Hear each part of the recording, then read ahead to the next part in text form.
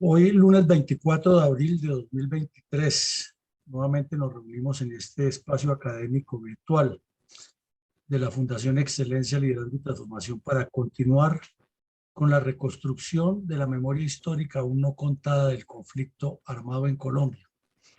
Llegamos hoy a la emisión 316 y para esta fecha vamos a analizar un hecho ocurrido en abril de 1999 en un sitio conocido como la Cuchilla de la Solapa, en el montañoso resguardo indígena del municipio de Jambaló, Cauca, al oriente de este departamento, cuando las FARC no solamente emboscaron y asesinaron a unos soldados, sino que a dos de ellos, un suboficial y un soldado, los capturaron heridos y les remataron de manera atroz. Y estos hechos han pasado ya al olvido, porque son tantos los crímenes que han cometido las FARC,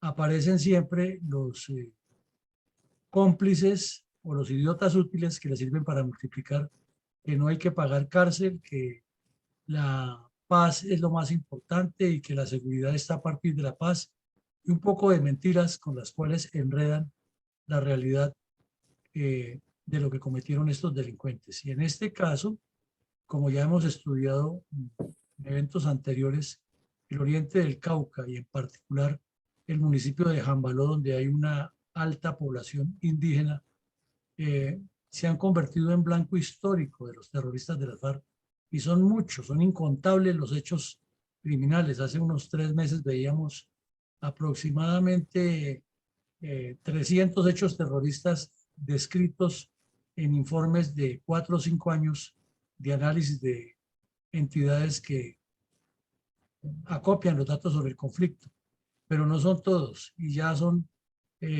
6 décadas prácticamente en que las FARC se han movido por esa región, sembrando el terror, el miedo, y el evento que vamos a ver hoy es apenas uno de los cientos y quizás miles de crímenes cometidos por las FARC en esa región, muchos de ellos a cargo del señor Pablo Catatumbo, o Jorge Torres Victoria, que es el nombre propio, ahora convertido en un moralista y honorabilísimo senador de la República, que critica a todo lo que tenga que ver con derechos humanos e inclusive se declara libre de todo pecado. Adelante, mi coronel. Mi coronel, desde la década de 1960, cuando el Partido Comunista y su brazo armado, las FARC, se asentaron en los departamentos del Cauca, Valle y Nariño, se desató una barbarie comunista contra los residentes en esa zona sin par, que 60 años después aún no termina la cruenta acción criminal contra los colombianos. Podemos ver y escuchar el video que nuestra Fundación Excelencia, Liderazgo y Transformación resalta en su programa institucional La memoria histórica aún no contada del conflicto armado en Colombia, el drama de las víctimas de la agresión narcoterrorista del comunismo armado contra nuestro país, los habitantes de nuestra región y en general contra toda nuestra nación, de gran importancia estratégica para el proyecto general del Partido Comunista Colombiano y las cuadrillas de sus brazos armados.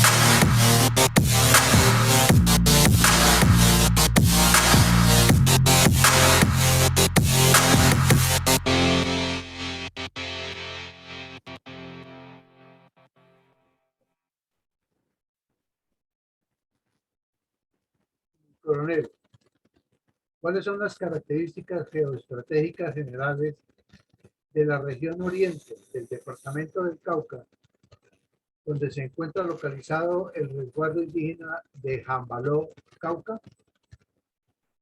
Bueno, tenemos en la pantalla tres mapas, uno de Colombia y dos del departamento del Cauca. Un mapa general administrativo de Colombia con 31 de los 32 departamentos. Le falta pues el departamento de San Andrés y Providencia. Y un mapa orográfico del Cauca y un mapa de las regiones que componen el Cauca. Entonces vamos de lo general a lo particular. El departamento del Cauca, ubicado en el suroccidente de Colombia, tiene unas características muy especiales. Solamente le faltarían dos regiones colombianas geográficas para integrarlas, que sería la región Caribe y la región de la Orinoquía. El resto, como vemos, tiene territorio en la región pacífica, una selva tropical y una enorme cantidad de ríos, una riqueza hídrica envidiable por cualquier país del mundo, y más ahora en la época que se dice que el agua será una fuente de conflictos en la humanidad. Tiene también dos de las tres cordilleras, tiene uno de los valles más importantes del país, que es donde inicia el Valle del Cauca, que aquí en Popayán, el sector de Popayán lo llaman el Valle de Pubenza, y que prácticamente al norte del departamento las dos cordilleras se yuxtaponen, lo cual indica que cometer delitos para las FARC en esta zona le sale muy rentable, porque no es sino cruzar el río Cauca hacia el occidente y ya están en la cordillera occidental, e inclusive suben a la cordillera y descienden a ella y están en el Pacífico. Y por el sur, toda la cordillera central los lleva a lo que se llama la bota caucana, que es una formación geográfica que parece como la península de Italia, y está en el corazón del macizo colombiano, donde nacen una gran cantidad de ríos. Y al descender hacia el oriente cae al departamento del Huila, hacia el sur al Putumayo y al Caquetá, y por el suroccidente al departamento de Nariño. Y por el nororiente llega al Tolima. Entonces, si miramos esa ubicación tan importante que tiene este departamento, nos explica sencillamente por qué de larga data las FARC han estado asentadas allí. Hay agua, hay montaña, hay selva tropical pacífica, hay salida al mar y también hay entrada a las selvas de la Amazonía, y realmente no es sino cruzar el departamento del Putumayo y está en el Ecuador, y si sigue por el río Putumayo pues llega rápidamente al Perú y se encuentra inclusive con el río Amazonas que sale a Brasil. Y si se desplaza hacia el oriente, pues entra a las sabanas de Yarí, luego la serranía de Chiribiquete y entra todo el norte de la selva amazónica colombiana, que es extenso y favorable para cualquier acción criminal. Entonces, en primera medida, el departamento es supremamente importante. Es un departamento que históricamente ha tenido participación en la evolución de la vida política nacional en forma muy decisiva. Amén, que es el único departamento de Colombia que ha tenido 13 presidentes de la República, pero también la pobreza y la miseria que hay en contraste con esta riqueza geográfica es impresionante. La conflictividad que hay con las etnias indígenas y los afrodescendientes también es marcada. El abandono de la dirigencia política concentrada en el Valle de Pubenza y en los Pergaminos y en un poco de cosas que ya son desuetas, pero que para ellos todavía siguen siendo apellidos y abolengos y títulos nobiliarios, como si la vida no les corriera a ellos como a los demás colombianos. Y ahora miramos la división geográfica. Entonces decíamos, la bota caucana que nace en el macizo colombiano y se despliega hacia el sur, uniendo la selva tropical con la montaña, selva amazónica. Otra región que llama de macizo, que es precisamente el norte de la bota caucana. El sur, que contempla tal vez los municipios que han tenido el epicentro para desplegar la violencia hacia Nariño, ya que Nariño no era un departamento de presencia terrorista de las FARC, pero esta ubicación geográfica de estos municipios le sirvió de epicentro.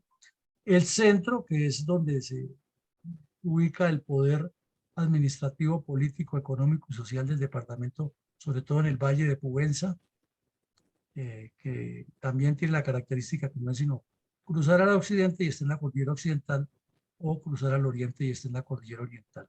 El norte del Cauca, que nos ha dado historia de violencia a la par con el oriente, en zonas indígenas y en zonas donde Tiro Fijo inició con Ciro Trujillo y otros jampones a destruir a Colombia. Y en el occidente tenemos el área pacífica, que se convirtió en el epicentro de la coca del Pacífico. Como ven, o como vemos, es un departamento que reúne una Colombia en miniatura con toda su conflictividad, ya que en el centro sur aquí, donde queda el Patía, fue un gran asentamiento de personas de raza negra que se constituyeron en especies de palenques después de que fueron siendo liberados o se les fue concediendo la libertad con base en los decretos que hubo después de que el Libertador decidió en 1820 que se acababa la esclavitud y que duró una conflictividad interna de 31 años y fue origen para la ubicación de todas estas comunidades negras aquí en el Patía. Otras de estas comunidades se desplazaron al Pacífico, algunas se mezclaron con los indígenas, otras no, y también hay problemas por eso. Pero finalmente aparecieron las FARC y los narcotraficantes y se dedicaron a imponer la ley del terror en esta región. Es compleja la situación del Cauca, es tal vez de los departamentos más complejos que tenemos en Colombia. Ahora miremos el municipio de Jambaló, que es como determinado por la distribución geográfica y por decisiones políticas como un resguardo indígena. Es una especie de bota, se parece inclusive el territorio de Jambaló en su morfología a la bota caucana. Es una especie de bota enclavada en la cordillera central, las estribaciones de la cordillera central, con una proximidad importante a la ciudad de Cali y a la ciudad de Popayán, lo cual ya le da una trascendencia geopolítica importante, pero con unas vías en malas condiciones y con unas condiciones de vida que no son las acordes para los ciudadanos del siglo XX, con una dirigencia política corrupta en lo central, históricamente corrupta, y con una dirigencia política local igual de corrupta, y la mayoría de ellos de origen indígena. Entonces son miles de recursos que le han llegado y eso como que se esfuman y terminan en las manos de las FARC, o de los delincuentes o de los políticos locales, y por eso la conflictividad y la violencia están asentadas allí. Y de remate le cayó otro cáncer, que es que todo el departamento se convirtió en el epicentro del narcotráfico, no solamente el Pacífico, la zona pacífica, sino todo el departamento, y obviamente Jambaló no es la excepción, con la circunstancia agravante que Jambaló, Corinto, Toribío, Miranda, Caloto, Santander y Buenos Aires, que son los municipios que componen esta zona, han estado o han sido epicentro o punto de presencia y de pasada de todos los grupos terroristas, con excepción del ADO. Los demás grupos terroristas que ha habido en Colombia han transitado en distintas épocas por acá. El Partido Comunista ha hecho un trabajo bastante dañino en esas comunidades, alebrestándolas para su reclamación como etnias indígenas y alebrestándolas para desconocer el Estado, para desconocer la institucionalidad.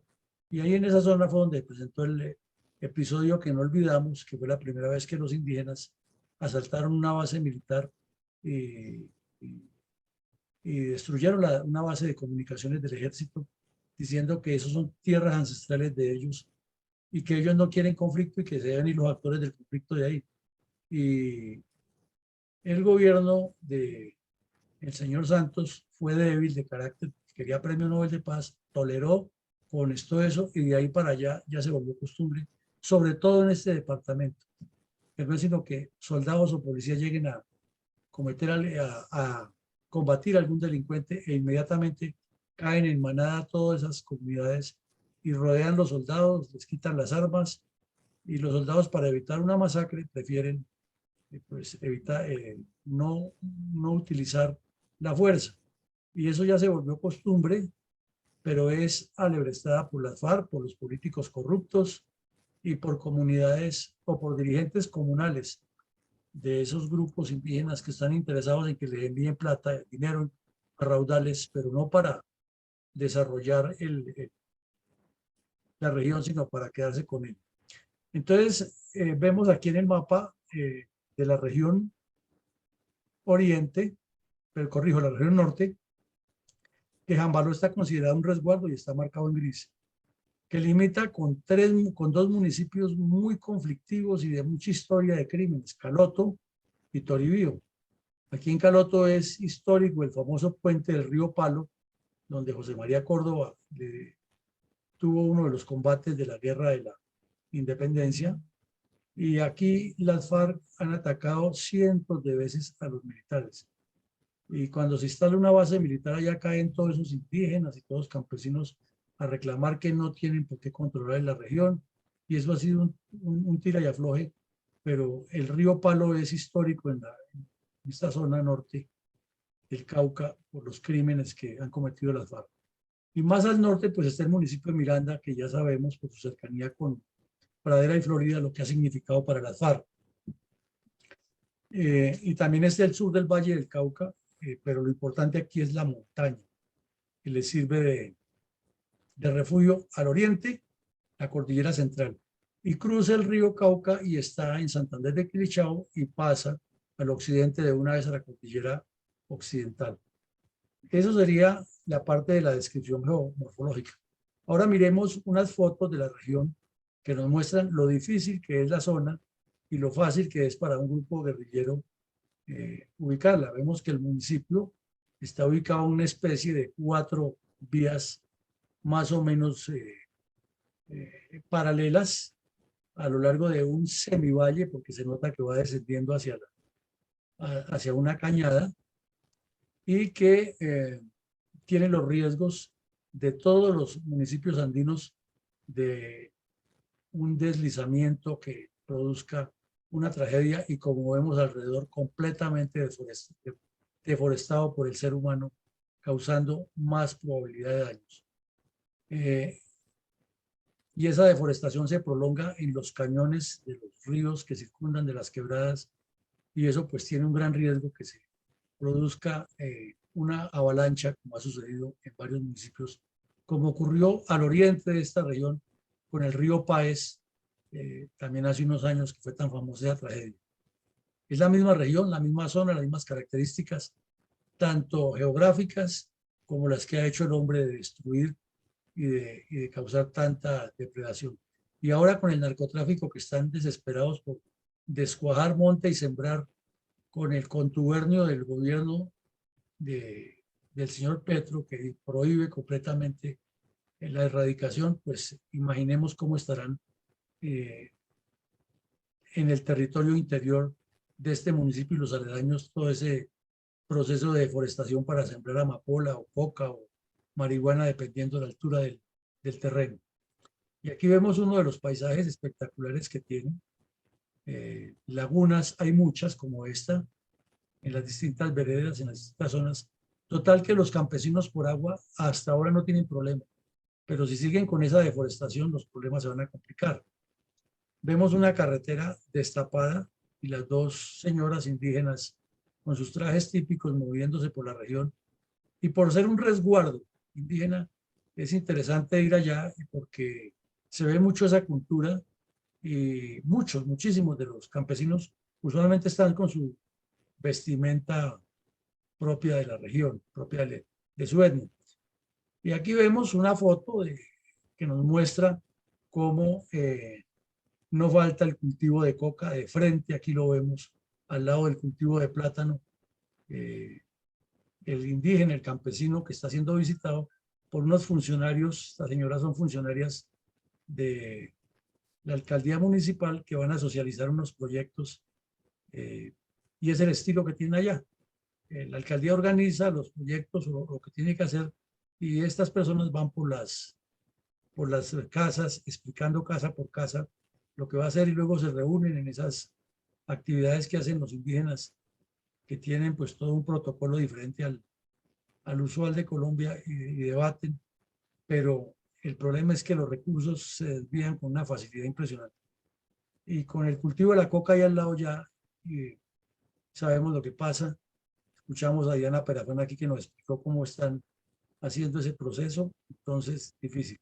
Y al fondo vemos lo montañoso, lo quebrado que es y la facilidad para que quien esté en el terreno delinquiendo instale observatorios y pueda ver el movimiento de los soldados hacia dónde van, pueda prever hacia qué sitio van y esperarlos, colocarles trampas, dispararles, etcétera, emboscarlos. Por eso es tan complicado esta región. E igual, aquí vemos al fondo, zona muy nublada, entonces se dificultan las operaciones militares. Esas son las características del terreno donde ocurrieron los hechos de abril del 99. Adelante, mi coronel. ¿Quiénes son los autores intelectuales y materiales del asesinato de 2 suboficiales y 4 soldados del batallón de contraguerrillas Numancia en la emboscada perpetrada por las FARC en la vereda Cuchilla de la Solapa del municipio de Jambaló, Cauca, en septiembre de 1999? Bueno, antes de hablar de responsables o autores intelectuales y materiales, no podemos dejar de lado los responsables políticos. Y son el señor Andrés Pastrana Arango y sus comisionados de paz, Víctor Ricardo y Camilo Gómez. Porque ellos no tuvieron nunca el carácter de pararse en la raya frente a las FARC y levantar esa mesa de conversaciones que no tenía ningún asidero, porque este no era el único crimen que cometieron durante ese periodo. Este es uno de los tantos. O sea que antes de este crimen han cometido ataques a poblados, secuestros, asesinatos, extorsiones, etc. Entonces, ellos tres que tenían la responsabilidad de seguir o de parar con ese show, lo toleraron y lo llevaron durante 4 años sin ningún resultado para el país. Y al contrario, con la salida de 15.000 millones de dólares en los 2 primeros años del gobierno Pastrana, con una diáspora grandísima que se creció, muchos de los colombianos que hoy son prósperos en Miami, en particular, salieron en esa época del país con sus hijos pequeños y ya los hijos crecieron allá en Estados Unidos y se hicieron ciudadanos y perdimos un buen potencial de personas útiles para el país. Ahora, responsables, autores intelectuales, todo el secretariado de las FARC, Timochenko, Iván Márquez, este bandido que le cortaron los dedos, la mano al que lo mataron, ese era Iván Ríos, estaba el Mono Jojoy,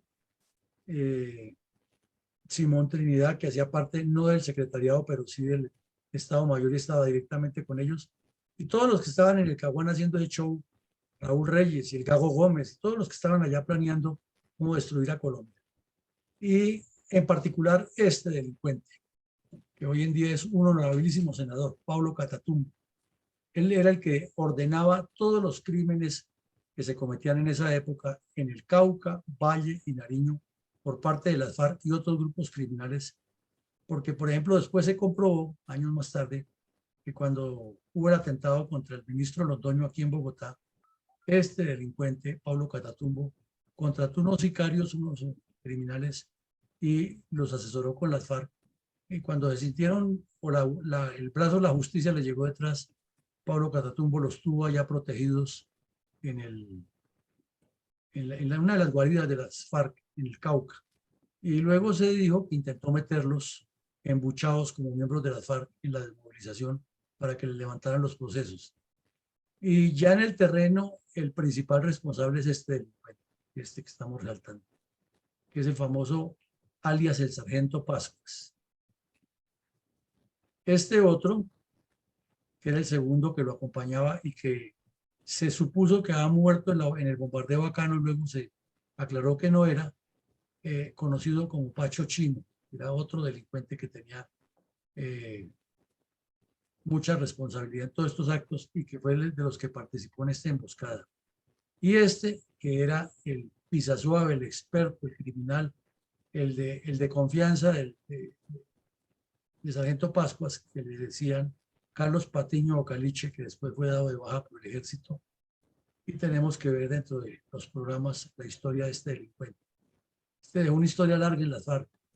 Comenzó en el bloque oriental y fue muy cercano al Mono Jojoy y se movió en varias regiones del país causando daños, y una de esas en el Cauca. Entonces esos serían los responsables intelectuales, materiales, y los responsables políticos, que no se pueden dejar de lado. Mi coronel, ¿cuáles son los antecedentes del asesinato de 2 suboficiales y 4 soldados del batallón de contraguerrillas Numancia en emboscada perpetrada por las FARC en la vereda Cuchilla de la Solapa del municipio de Jambaló en 1999? Bueno, mi coronel, lo primero que hay que decir es que como antecedentes se habían iniciado las conversaciones en el Caguán, que no eran conversaciones, eran las imposiciones de las FARC en el Caguán al señor Andrés Pastrana y sus delegados. No hubo una sola posición fuerte del Estado colombiano, ni siquiera clara, respecto a eso. Entonces estamos hablando que esto ocurre en abril del 99.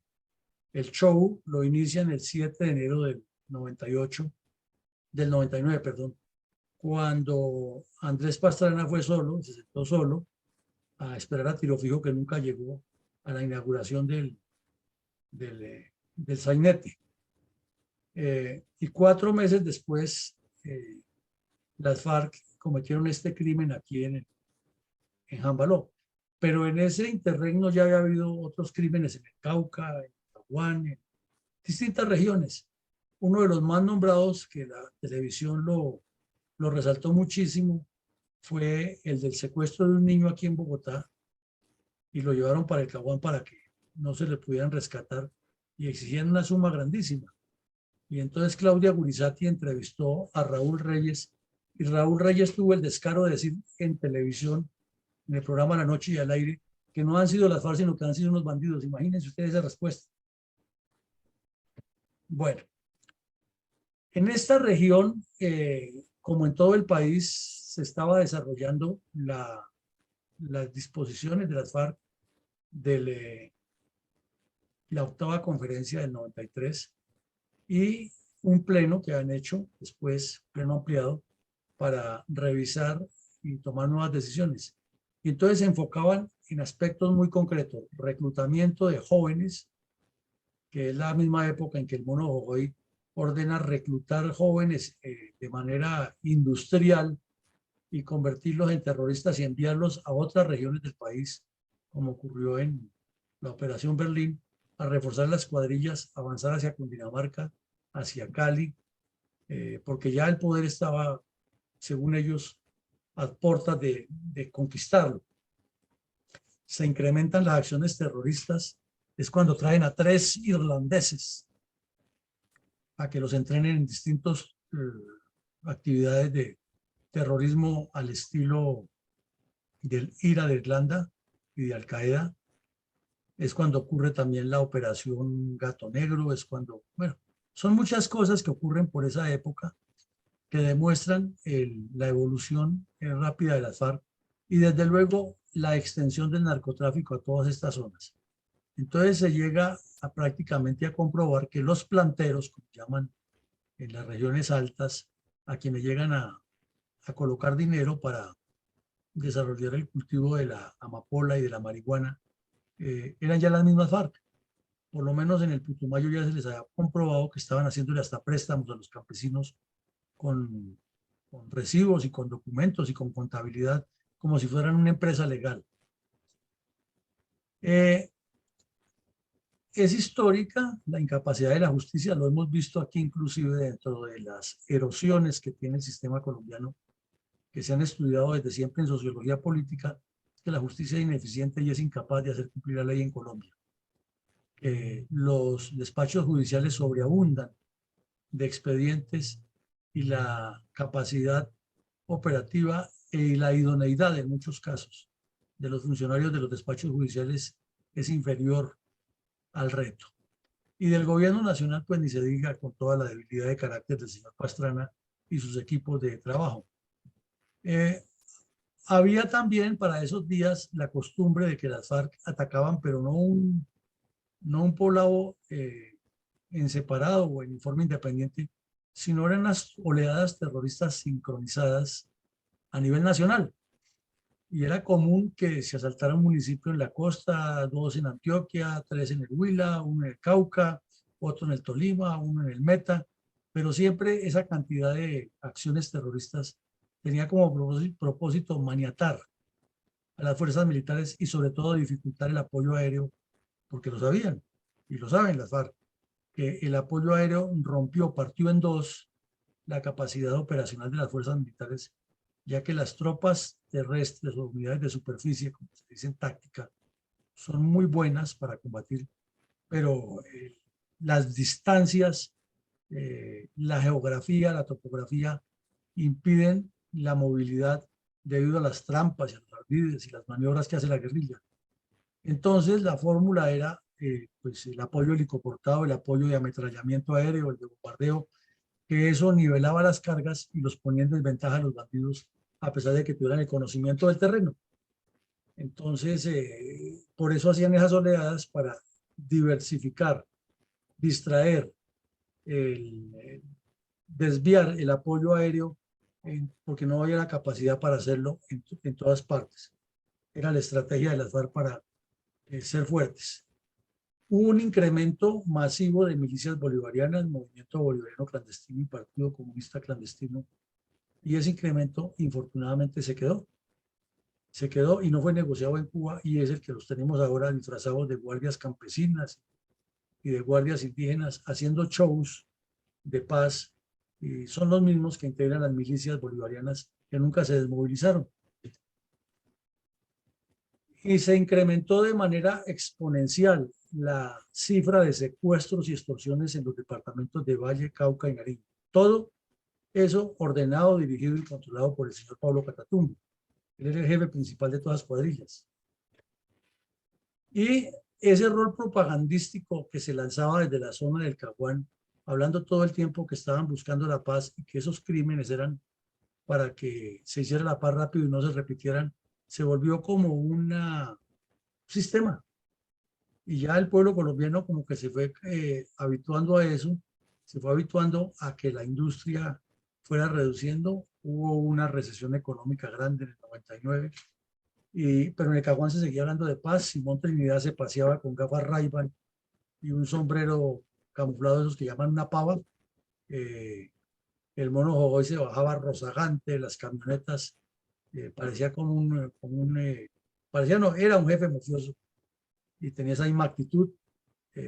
Tiro Fijo le decía a los periodistas de frente, es que ustedes tienen unas cuentas con yo y tenemos que arreglarlas, y así.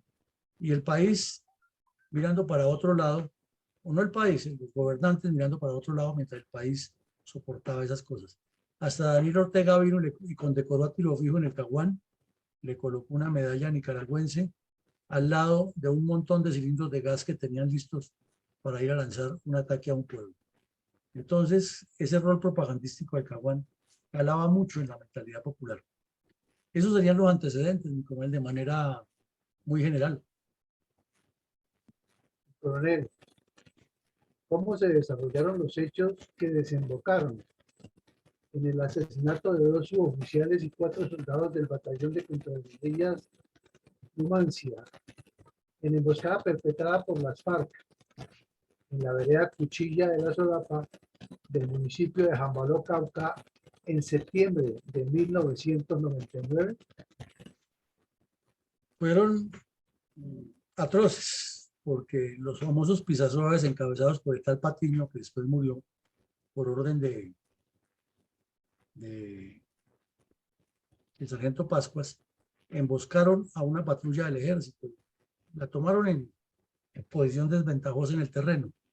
Entonces, tenemos el caso de este cabo, era un cabo nariñense,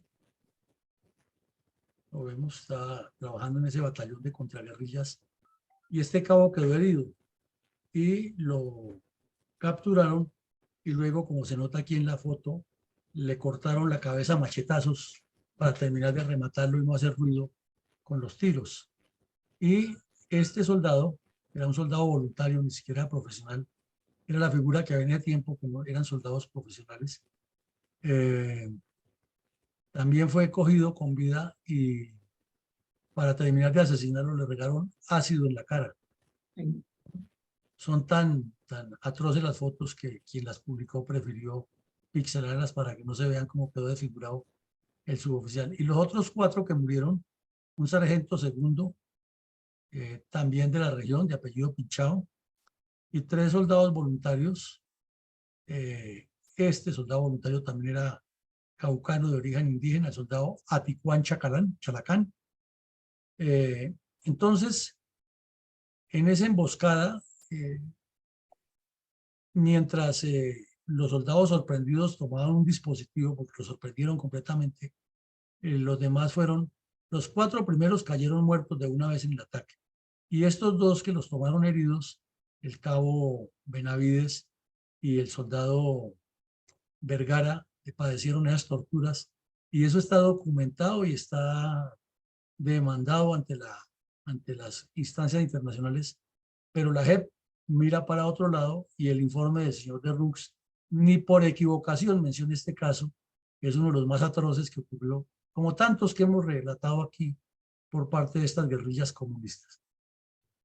Aquí vemos nuevamente otras descripciones que se hacen y dicen exactamente dónde ocurrió el ataque, qué pasó con los soldados. A este soldado inclusive le cortaron el pene y se lo dejaron en la boca después de que le echaron ácido para humillar más a la víctima. Y todos esos crímenes de guerra que no tienen ningún perdón son obviados por la JEP, por la comisión del señor de Rux, y no los mencionan. Eso es como si no hubiera ocurrido o como si hubiera sido algo normal del conflicto. Entonces esos hechos ocurrieron. ¿Cómo será que la revista Noche y Niebla, que es escrita por los jesuitas y que ha sido dirigida por un sacerdote que ha tenido bastante inclinación para el lado de los bandidos, terminó publicando este hecho como una atrocidad de las FARC? ¿Cómo sería de grave eso? Pero como estábamos en una dinámica en que el señor Pastrana aparecía todos los días en Marruecos, luego en Honduras, después en Buenos Aires mirando la final de entre el Boca y el River, y al día siguiente estaba en Estados Unidos abrazándose con el presidente de turno, y luego lo veíamos en Canadá con el primer ministro y al otro día con la reina de Jordania, y andaba de paseo por el mundo por cuenta de los colombianos, y la prensa amarillista como siempre y oportunista, dándole otro enfoque. No se publicó esto en su debida dimensión, pero están los archivos, están los expedientes y están los testimonios de los compañeros de los soldados, y afortunadamente hubo quien lo recuperara en la red, y aquí lo colocamos hasta con fotos para que no se diga que es que se está suponiendo o se está desprestigiando a las FARC. ¿Cómo describió la revista del CINEP Noche y Niebla los hechos relacionados con el asesinato de 2 suboficiales y 4 soldados del batallón de contraguerrillas Numancia en la emboscada perpetrada por la FARC en la vereda Cuchilla de Solapa del municipio de Jambaló, Cauca, en septiembre de 1999? Bueno, la revista, como siempre, manejada de manera artera. Entonces, después del combate, pues describe el sitio y toda cosa, y hasta ahí, bien, pero le mete este veneno, que hubo un desplazamiento de campesinos en unas veredas y que los responsables fueron el ejército, la Fuerza Aérea y las mismas FARC. O sea, es la mala fe de estas comunidades que le juegan a Dios y al diablo con la guerrilla. Pues el crimen lo cometieron son las FARC, y las víctimas fueron estas comunidades y los soldados. Pero aquí la revista Noche y Niebla mete la puñalada diciendo que el ejército y la Fuerza Aérea también tienen la culpa por los combates. Y luego al final dice que guerrilleros muertos 20, porque posteriormente se encontraron unas fosas que se presume que eran de guerrilleros caídos en el combate o asesinados por ellos mismos. Pero lo cierto es que aquí aparecen los nombres de los soldados, y la revista, para lavarle la imagen a las FARC, lo monta de esa manera. Sin embargo, pues tienen que contar lo que pasó, pero no relatan que al soldado le le incineraron la cara con ácido, ni que al sargento lo remataron a machetazos, al cabo. Eso sí no lo cuentan. Entonces es la doble moral, es el manejo publicitario que han tenido las FARC y la cantidad de cómplices que no son de ahora, sino de siempre. Y si vamos a mirar el periódico Voz Proletaria, antes dice que, de pronto dice ahí uno encuentra que fueron los soldados los que le hicieron eso a sus compañeros. Pero pues es parte de la propaganda y es lo que ha ocurrido y por eso lo traemos aquí a colación y ponemos los ejemplos para que entendamos dónde está el veneno y dónde está la manipulación de la información del daño que los comunistas armados y desarmados le han causado a Colombia. ¿Cómo describió el diario El Tiempo de Bogotá un demencial ataque terrorista de las FARC contra los habitantes de Jambaló en el 2005? Descrito bajo el título Ataque de las FARC convirtió a Jambaló en un pueblo fantasma. Mi coronel, resulta que esto pasó, terminó la zona del Caguán, vino el gobierno de Uribe y entonces durante ese periodo se incrementaron las acciones militares en toda la región, pero con insuficiencia de tropas y con esa geografía tan compleja. Porque es que a menudo se escucha gente que dice, ¿por qué es que el ejército no les cae? Es que si esos están ahí, eso es facilito. Pero es que una cosa es decirlo y otra cosa es meterse a zonas con un morral que pesa 2 arrobas a la espalda y con el riesgo de caer en un campo minado y con las dificultades que se presentan porque un comandante de patrulla lo que lleva son seres humanos, ¿no? Y se le puede enfermar un soldado en el camino, se le puede caer por una peña de esas un soldado. Todo eso puede ocurrir. Se puede fracturar un pie de un soldado. Todo eso ocurre. Es decir, quien ha patrullado conoce que esas son las dificultades que se viven en el terreno. Entonces, en medio de todas esas operaciones y búsquedas, estos bandidos volvieron y atacaron de manera simultánea varios municipios, en Nariño, en el Cauca, en otros en Toribío, bueno, en muchas partes. Y cometieron nuevos actos terroristas y atacaron a Jambaló en uno de los tantos. Es que con Jambaló eso es como decir en el Catatumbo. Es hasta difícil ya precisar cada hecho, porque en cada hecho han cometido acciones terroristas y hicieron una violenta toma y forzaron un desplazamiento grandísimo de personas de las veredas, lógico, todo preplaneado para forzar al gobierno nacional a que negociara lo que ellos querían de eh, la zona desocupada en Miranda y Pradera, en Pradera y Florida, para conversar sobre la liberación de los secuestrados. Repito, esto en 2005, cuando ya estaban secuestrados los americanos y cuando estaba secuestrada la señora Betancourt. Lo anterior que vimos fue en el 99, o sea que durante los 6 años que pasaron hubo muchísimos hechos, pero queremos puntualizar este para ver como un ejemplo, como en el tiempo, cómo las cosas van evolucionando negativamente y no progresan.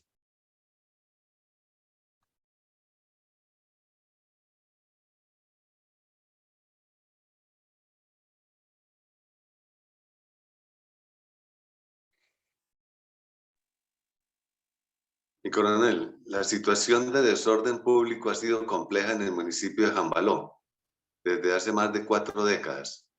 A manera de ejemplo de esta realidad, ¿cómo informó la Fuerza Aérea en su página oficial una operación realizada en el mes de mayo del 2011 contra la guarida de las FARC en la zona rural de Jambaló, donde fueron abatidos 9 terroristas de la cuadrilla Jacobo Arenas, dirigida por Jorge Torres Victoria, alias Pablo Catatumbo?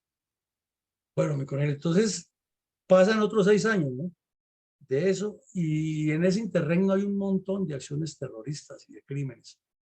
Aquí estamos hablando de mayo del 2011, o sea, más o menos 8 meses después de la muerte del Mono Jojoy y 4 o 5 meses antes de la muerte de Cano, para que nos ubiquemos en el tiempo.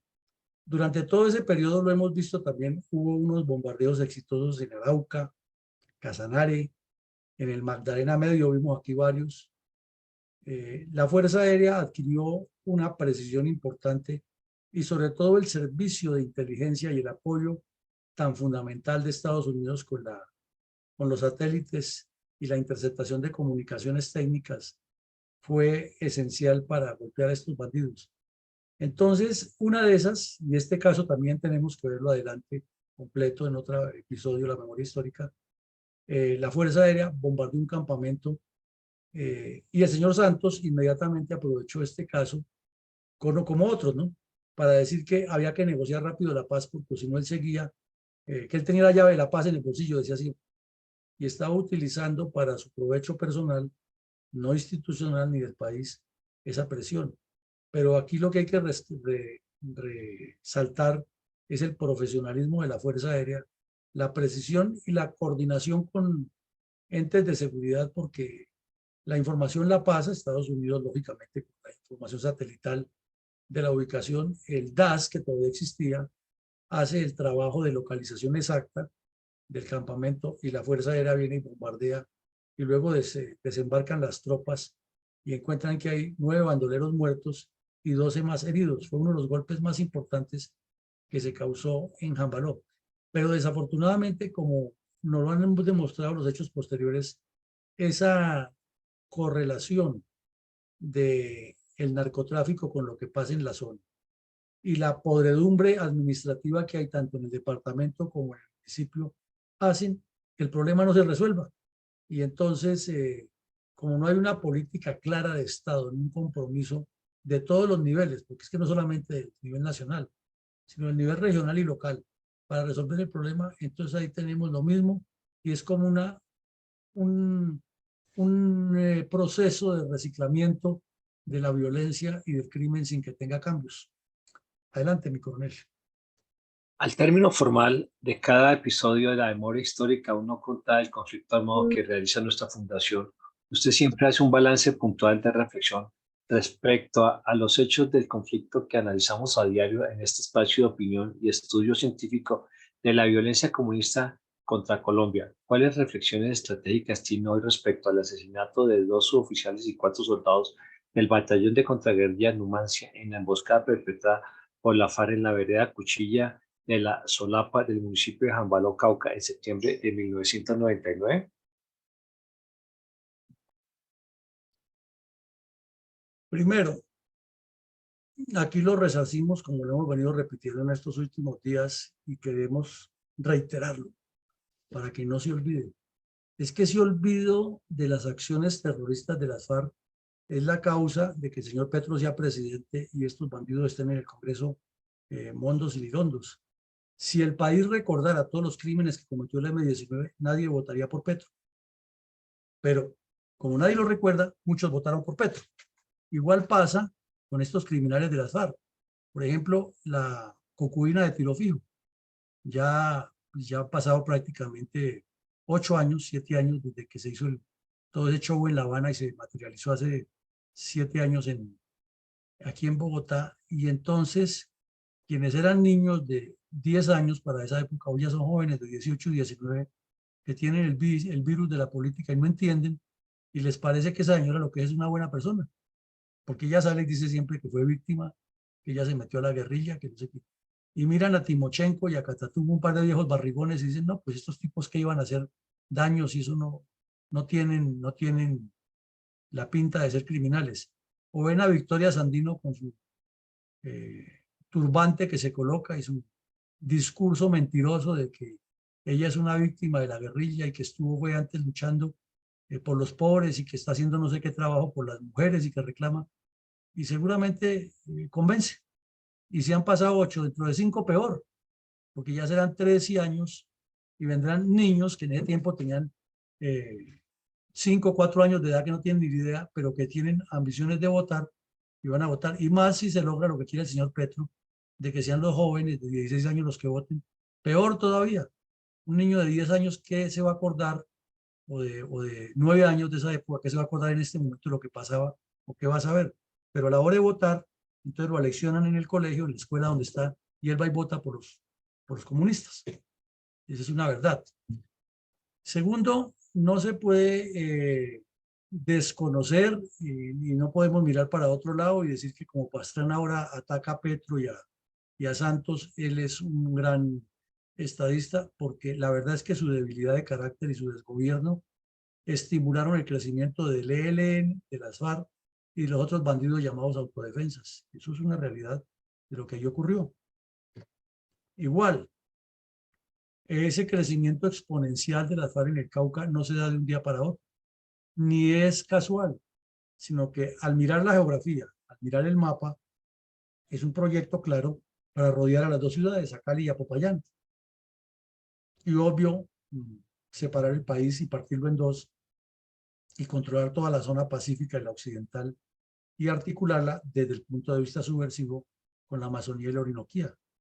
Eso así de sencillo, pero no se ha entendido y uno nunca escucha que en los análisis que hacen todos esos sabios que ponen en los medios a hablar y que dicen que son expertos en el conflicto, puntualicen allá, sino siempre se ponen a divagar que los campesinos, que no se cumplió el acuerdo de paz, que lo que hay que solucionar es lo que pasa allí, que en el Cauca la falta de la presencia del Estado, sí, todo eso es cierto, pero ¿y el plan estratégico de las FARC qué? ¿Por qué no lo tocan? O porque lo desconocen o porque no quieren tocarlo. De igual manera, el mal manejo político del poder militar no ha sido solamente del señor Petro, del señor Santos, es que es histórico. Todos los gobernantes de Colombia lo han querido utilizar es para su beneficio. Entonces aquí hubo una rasgada de vestiduras cuando Petro, de manera populista y oportunista, dijo que el ejército del gobierno del cambio. Y si miramos qué han hecho los otros, ¿qué han hecho los otros? Santos no mandaba al general Mantilla que dijera por los medios que la lealtad del ejército era con el mandatario. Es igual, igual. Uribe no abusaba del poder igual y tomaba decisiones y sacaba generales de la noche a la mañana y se metía en las operaciones militares. Igual, igual. Pastrana arrodillaba ante los bandidos y quitándole la capacidad a las fuerzas militares. Alfonso López no levantó el cerco al ELN en Anorí. Entonces, o Belisario Betancur no le dio un medio país a las FARC para que se movieran en todo el cañón del Duda y prohibió las operaciones militares, igual. Entonces no nos engañemos que lo que ha habido es un mal manejo político del poder militar y que los responsables son de todas las vertientes y que claro, con este gobierno que es de los mismos, ya las cosas se complican más, el del señor Petro. Hay un drama de las víctimas civiles en Jambaló que han padecido todo ese terrorismo, que no hay una sola familia en Jambaló que no haya sido o afectada por la guerra o que no tenga un hijo en la guerrilla, un hermano, un primo. Eso allá sí es común.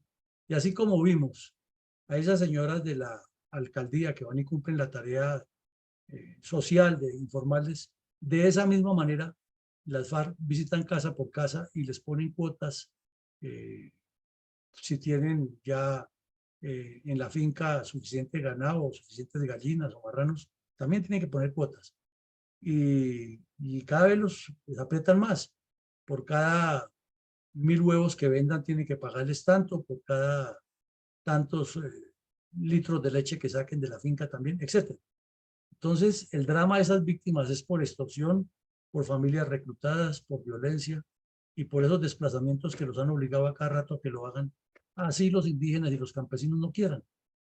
Pero como la idea es causar el impacto mediático, el que no anda con eso, lo matan. Bueno, un replanteamiento operacional del ejército ha sido constante porque son zonas diferentes.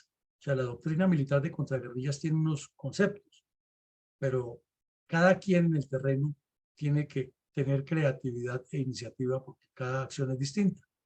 Y eso ha sido fundamental, lo mismo el apoyo helicoportado y aerotransportado y el apoyo de fuego aerotáctico se ha ido refinando tanto con tecnología como con el método en el terreno, porque todos aprendemos en operaciones militares cosas nuevas todos los días.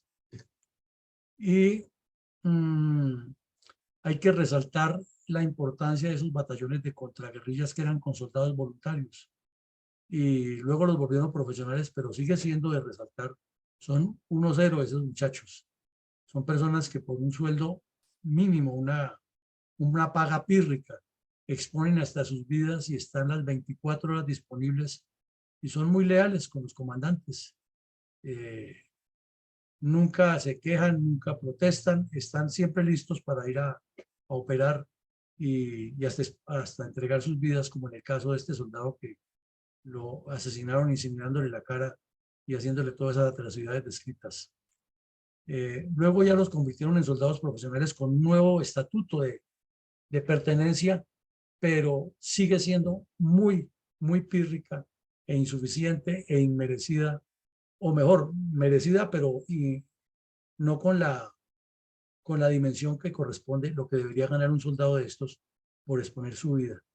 Es increíble como diría el general Douglas MacArthur, es una maravilla ver estos gitanos con su casa a la espalda y a veces con la tumba. También la llevan ahí en el morral. Nuestro respeto y nuestra admiración por siempre a estos soldados que han hecho por Colombia muchísimo más que lo que han hecho los políticos, que por lo general están metidos en actos de corrupción y amiguismo. Y finalmente, la manipulación de la paz. Todo eso era manipulación de la paz, y el señor Pastrana y los comisionados le hacían el juego. Si no, es que hay que buscar la paz, y como los vemos ahora, ahí vemos a los de la mesa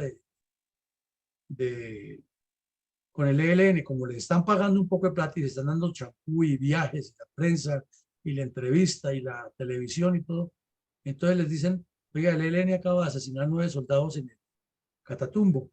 Eso hay que romper, levantar esa mesa. No, la mesa no hay que levantarla. Es que esas son las vicisitudes de la paz, es que no se puede resolver esto con guerra, es que hay que hablar, y los bandidos felices porque les están diciendo que hablen, y eso es lo que ellos tienen en su plan estratégico, hablar para dilatar. Entonces esa manipulación, ese desconocimiento y esa sumatoria de contubernios es la que no deja que el país progrese, ni que se resuelva ese problema, porque no hay una voluntad política clara y siempre le llega el mensaje dual a los soldados, ¿no? Combata pero no combata, haga pero no haga, actúe pero no actúe. Y eso es muy complicado porque las órdenes militares, como en cualquier parte, deben ser claras, concisas, precisas, lógicas y oportunas. Mi coronel González, el turno es suyo. Gracias, mi coronel. Los múltiples episodios narrados en el día de hoy sobre los combates acontecidos en el municipio de Jambaló son la demostración del ensañamiento de las FARC contra una población sin ninguna compasión humana, y también del espíritu criminal de los cabecillas, por cuyo motivo no son merecedores de ningún perdón por parte del pueblo colombiano, comenzando porque no han cumplido su compromiso de decir la verdad ni reparar a las víctimas. Al mismo tiempo, la forma como las tropas de nuestras heroicas Fuerzas Armadas han combatido con real patriotismo a las crueles fuerzas de la maldad, porque los gobiernos colombianos no han sabido valorar el sacrificio de sus soldados, a quienes sistemáticamente han ignorado y muy poco reconocido. Reconocimiento a sus sacrificios de lealtad por la democracia colombiana. Si los valerosos esfuerzos de los soldados de la República de Colombia no habría sido posible porque el crimen le habría convertido en un infierno insoportable. De tal manera que los méritos de nuestros soldados tienen que ser plasmados en los anales de la historia con la verdadera dimensión de cómo han acontecido los hechos, para que no sean tergiversados y mucho menos minimizados con perversa intención por parte de quienes han escrito en favor de los criminales y en detrimento de quienes defienden la ley y el orden. Falsos historiadores que con maldadosa intención han querido ocultar sus grandes sacrificios por el bienestar de toda la nación. Por eso la Fundación Excelencia y Transformación está cumpliendo con ese sagrado deber de dar el mérito a tan valerosos soldados para que la historia sea contada con la fidelidad que se merece y puedan ser reparadas, aunque sea psicológicamente, el dolor de las víctimas. Muchas gracias, mi coronel. Exactamente, pero usted llegó al punto, dolor de las víctimas, y resulta que aquí son las víctimas de los comunistas, o sea, los del lado de ellos, y siempre es ellos o la población civil que ha padecido el conflicto, que es víctima naturalmente, a veces es la que resaltan, pero nunca nombran los soldados. Y uno dice, ¿cómo, quién le sana esa herida? Por ejemplo, la mamá de este soldado, a los hermanos o a su compañera sentimental, de ese crimen tan atroz que se cometió contra ese soldado allá o contra el suboficial, el cabo, entró a hacer una carrera con la esperanza seguramente de construirle una casa a la mamá y sacarlos de la pobreza, y llegan estos bandidos miserables y lo encuentran herido en combate y de un machetazo le abren la cabeza en dos. Ese trauma, ¿cómo hacen para quitárselo? ¿Quién rezarse esa víctima? Entonces, ¿será que es suficiente con que Timochenko y Pastor Alapi y los demás bandidos vayan allá y se reúnan con la comunidad y les echen el cuento de que aquí estamos y sí pasó, pero no lo volvemos a hacer y ya? Creemos que eso no es suficiente. O con el cuento de que no solo que tienen todos juristas que los defienden, que es que la cárcel no es la única forma de que un bandido pague por lo que hizo. Eso no tiene explicación. Adelante, mi coronel Alarcón.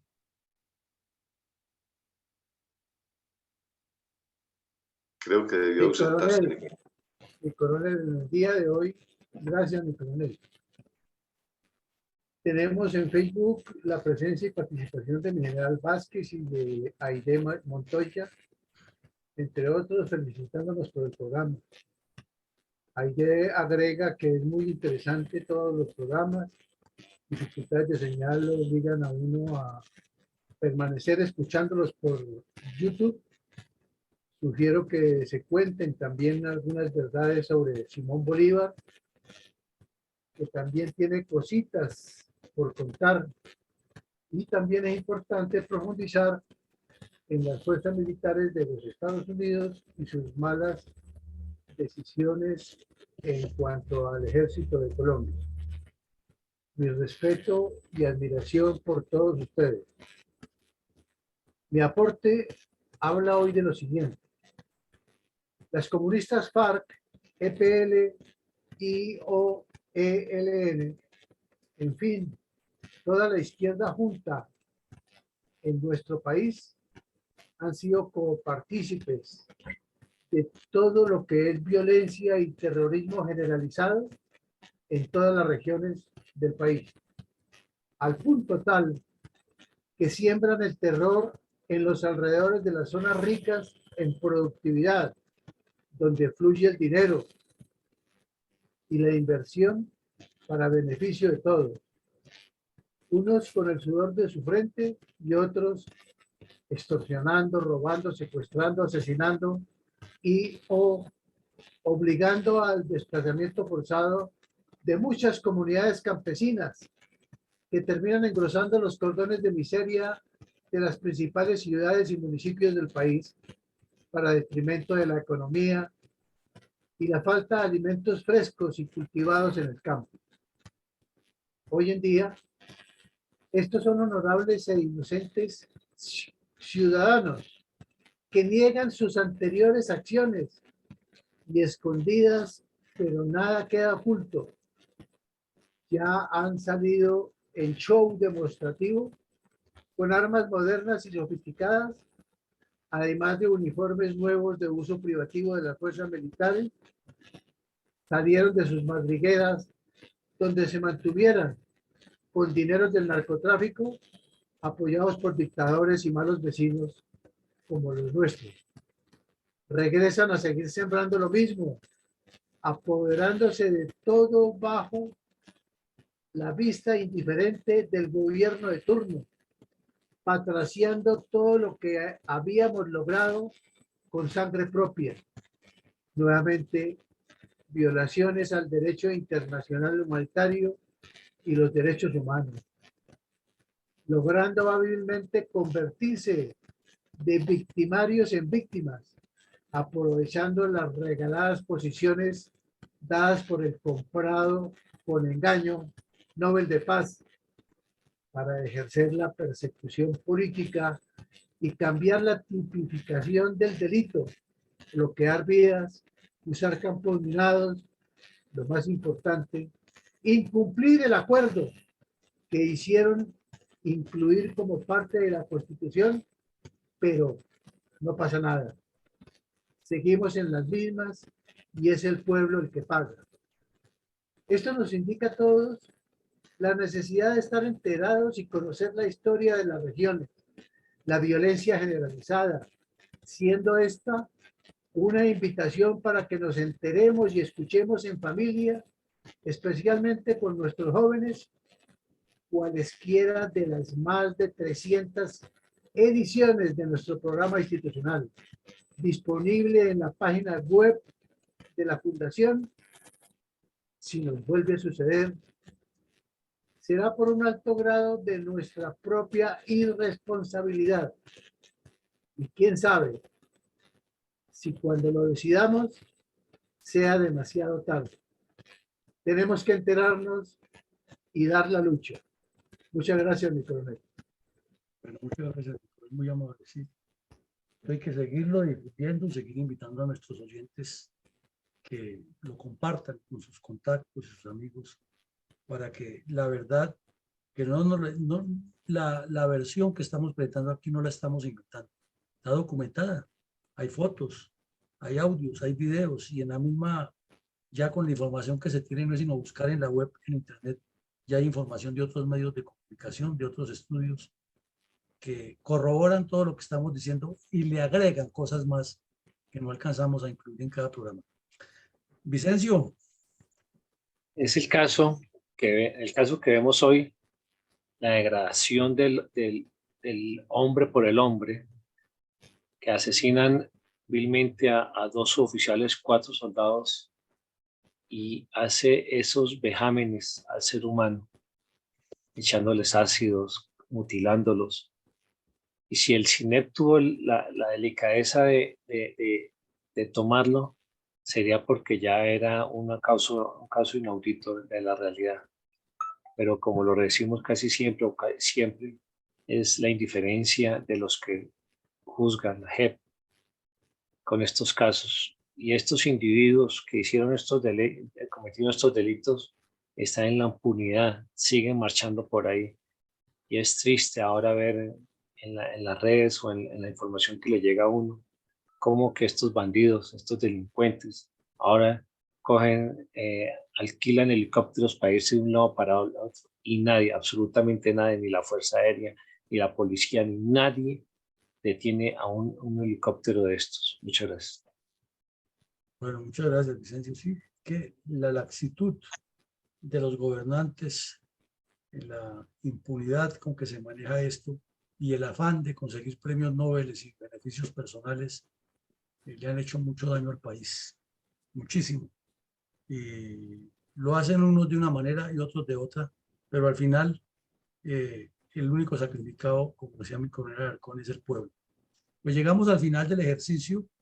Los invitamos a escuchar nuestro mensaje institucional. Esta noche tendremos a las 6 de la tarde un análisis muy interesante de lo que significa ese show que montó el señor Petro en Bogotá con el señor Maduro, trayendo la oposición aquí antes de hacer una reunión y con una cantidad de miembros de cuerpos diplomáticos que no son capaces de resolver lo que tienen en sus países y vienen a meter la nariz aquí haciendo el mismo show de la ONU.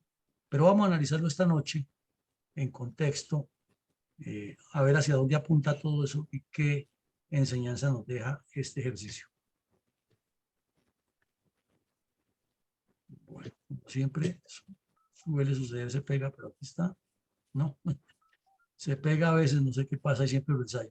Bueno, llegamos al final. Les deseamos a todos un feliz día y nos vemos mañana. Muchas gracias. Gracias. Un feliz día para todos.